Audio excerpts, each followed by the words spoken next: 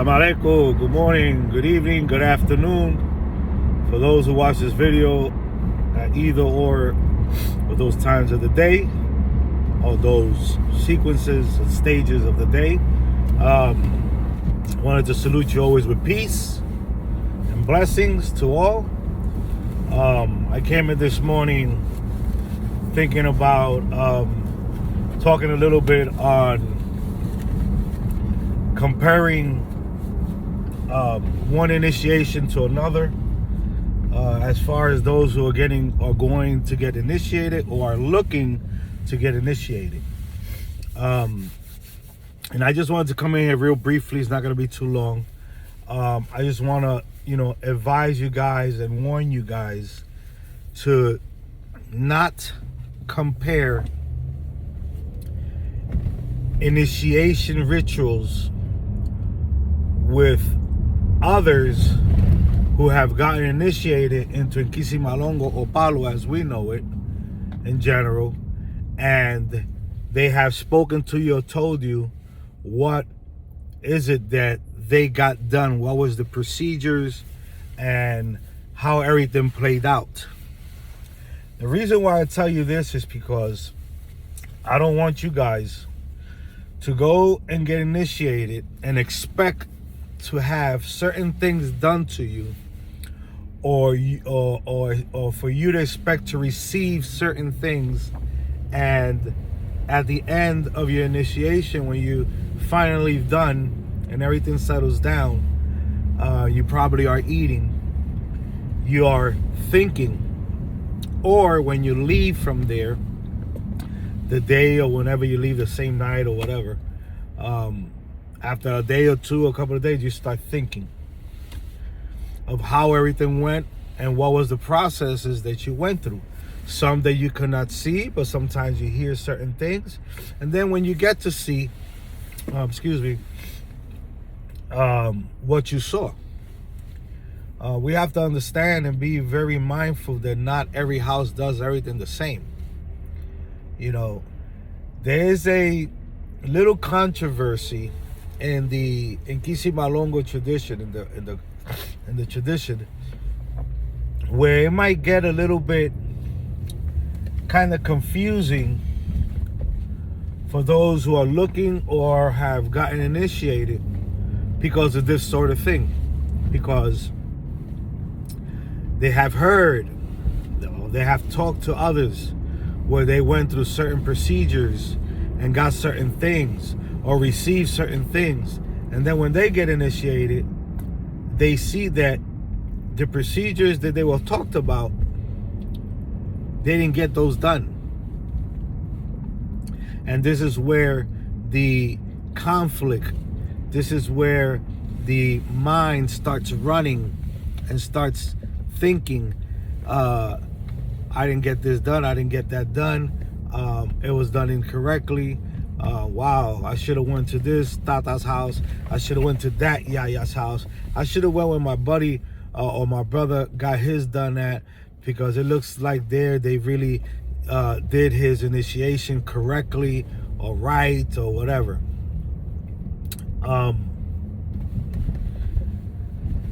This is a topic that is a little controversial, and I don't really want to get into it too much, because I understand that there are people out there all over the world, they do certain types of initiations. They are ridiculous. They are crazy. When I say crazy, I say things that don't have to be done, they go overboard in doing, because they're not either they lack the knowledge, or they were taught that way, or the most of the time, really 96-97% of the time, is they're scammers. They really don't know, so they overdo things. And you would say, how do they overdo things? They say, well, simple. Have you guys ever been online and on YouTube and seen some initiation pictures or some initiation videos of people being initiated, and when you look, they'll show you the chest of the person or the back of the person with this big, I mean, humongous picture, or let's say humongous patipemba, humongous signet, or it almost looks like an art. It almost looks like the person who was doing the initiation had some type of background in art, because it looks like a Picasso. And I don't mean that in any funny way or nothing, because the person who went through that to get that initiation done had to go through some pain, for the simple fact of how big the actual patipemba is, you know. And those are the ones that, well, some of the ones that you got to watch out for. There's a controversy on those who initiate people straight into Tata. A lot of the elders in the houses would initiate you first as an engayo. And if they're going to initiate you as a Tata on the same day, then Tata Fume was speaking about in the video that he did, yes, they'll bring you back out. Yes, they'll reset the room back. Yes, there'll be probably different patipemba, different filmas. Well, they have to. And certain other things that they do depending on the lineage you come from. And then you will go through the same procedure of the talanca and coming in and going through that initiation. A lot of houses do it this way. Now, there are houses that, depending of what comes out in a reading, you know, of an acceptance. Like, let's say you come in, you got a reading, and then you asked if you could get scratched in that house, if the anganga accepts you, and it says yes. Then it's up to the Tata. The Tata accepts you because he looks at you, he hears you speak. Maybe he feels you out a little bit. He sees that, you know, you look like you're a person that he could teach, or that you need this for your life. Doesn't matter. And then he divinates and asks the anganga, should I scratch him, or should I initiate him straight into Tata? But let's back it up. Let's back it up. He asks, okay. It says yes. And he's fine with it. He divinates to see where your head is at. What is your Nsila Congo? What is the walk or the path that you are should take? How is your life, as far as how backed up you are in life, and it doesn't have anything to do with how backed up you are in economy or resources. No, it has to do with your own self. Do you have a lot of negativity on you? Do you have a lot of past issues? And depending of how that reading comes out, they know how to help you move forward where you are stagnant at. Okay? And there also is a reading that they do to find out your letter, who you are as a person. And sometimes the letters that come out signify that you are a person that came to be some type of head, some type of leader, or some type of spiritual priest, or someone that has the faculty to develop this type of either mediumship or something came with you in life that you are meant to be a practitioner, a teacher, a leader. Like, you got a good head on your shoulders spiritually to be able to evolve in this. And some letters that come out say certain things like this. So this is where the question gets in, where some houses deviate against each other, because some say, okay, he has the head, he got a good sign here, he could go to Tata, but I'm gonna initiate him first as an engayo. And some say that if you're not initiated first as an engayo, then you cannot be initiated as a Tata, because of certain things in the ceremony that, that has to go through whatever it has to go through. Now, this is the question that I ask myself.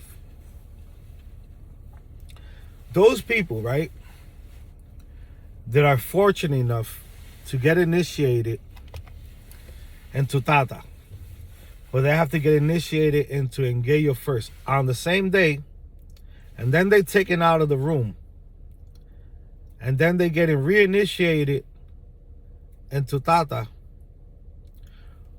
And I'm not here to debate anyone.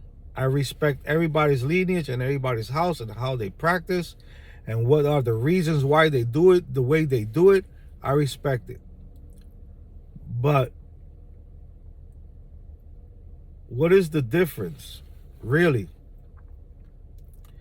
if the anganga is the one that's giving license to that person to get initiated as Tata? All right? Because we're not asking if he could get initiated as an engayo. Why? Because it's common sense. If the anganga says, yes, initiate him, then common sense will tell you the first step is engayo. But if you ask the anganga, should I initiate him because of the letter, the sign that he came out with as being a head and as having some type of stability in himself, and he's capable, and with time, and we're not talking about giving him an anganga right there. No. It's not that. It's just initiating him as a Tata and then teaching him or her, the yaya, little by little, because the sign that he came out with is a very great sign that shows some type of leadership, some type of headship, some type of a person that has a spirituality that is very strong, or is good enough for them to accomplish many things. So my question is, I know first step is engayo, o watoko, o pino nuevo, but if I ask the anganga, because of the letter, the sign that he came out with that shows him of being somebody that should be of a higher status, not just an engayo, he has the capability to reach a higher goal. And I asked the anganga, should I initiate him as Tata? And the anganga say yes. Now, why cannot I initiate him as Tata? These are controversies that are in the community, and they respect it, and I respect them. These are just things that I'm speaking about, so you guys could think and put your mind to it and see and look at how these things play out, as far as the controversies that we as Tatas have, or the certain teachings change in certain houses, and the reasons why we do this, the reason why we don't do that. So I'm only throwing this in because I don't want people that when they go get initiated and a house doesn't do a certain thing that another house did, or some things, for them to think that they're not initiated. Because you're going by what somebody else is telling you, or what you have heard, or what you have witnessed, and not all houses work like that. I think in a couple of videos back, remember what I said? The most important part is that you get initiated and your manga falls in that pot. Meaning that you are recognized by that spirit, and now you are recognized in the spiritual realm as spirit also. Yes, we have flesh, but we also have spirit. So that's what gives you the license to be able to get that recognition from the spiritual realm, that you are recognized in that spiritual realm. And that's the most important part. I don't care if they have instruments playing in the house, the tambores or whatever. I don't care if they speak in Bantu or not. I don't care if there's 20 people, 2 people, 40 people. That doesn't, to me, doesn't matter. Number one, I'm going to be very honest with you. I don't speak much Bantu. I know a little bit of some words and some things and stuff like that. But unfortunately, I'm going to say, and not unfortunately, but unfortunately, the first house that I was initiated to didn't speak Bantu. They spoke in Spanish, and they had a mixture with the Yoruba language. And that was the first house where I got initiated. The second house that I went to, because that was done incorrectly for me, or to me, it was in Cuenda, I was not recognized. I got initiated, and there was some Bantu, but more predominantly Spanish. But there was some prayers and some things they said in Bantu with a mixture of Spanish. So, it's something that, we just have to be aware of and take into the account. If you get these initiations done and they have all of the above, music, a lot of brothers and sisters, a big ceremony where you go through a whole 24-hour ceremony, it's fine. But if you go to a house, and let's say you're there before the sun goes down, and your ceremony is done by 10, 11 o'clock, and it's done correctly, there's nothing wrong with that. Because it actually doesn't take that long for you to get initiated. It just don't. It could take, if there's any issues. It could take if there's a lot of things involved. But you have to remember that prior to that initiation, you already have been read. You already have been accepted. You're given a time, a date, when to come, what to bring, and everything. So that's out the way. So the rest of what's happening is the cooking, getting the munanso ready for that hayamiento. If there's music, you got to get musicians if you don't know how to play. So that becomes something that if you don't know how to play music, you got to get musicians. And let me tell you something. The more that's involved in it, the more money is going to cost you. When really, all you need is to get initiated and recognized by the anganga and by the spiritual realm. And that protection from that inkisi. That's all really what you need. All the rest, I'm not going to say it's show, because it's not. Sometimes it is. But the majority of the time, we don't need all that. We don't need a whole bunch of people. We don't need instruments. We don't need this big, elaborate initiation. There's basic and certain things that every initiate should get done. If those basics are done correctly and right and properly, and you get initiated, that's it. Some people give you your firma right there and your name right there. Some people will give it to you 21 days after. Who's right, who's wrong? You see? This is what we gotta think about. Different houses work in different ways. Not much, you guys. You know I'm making the donuts. Have a great day.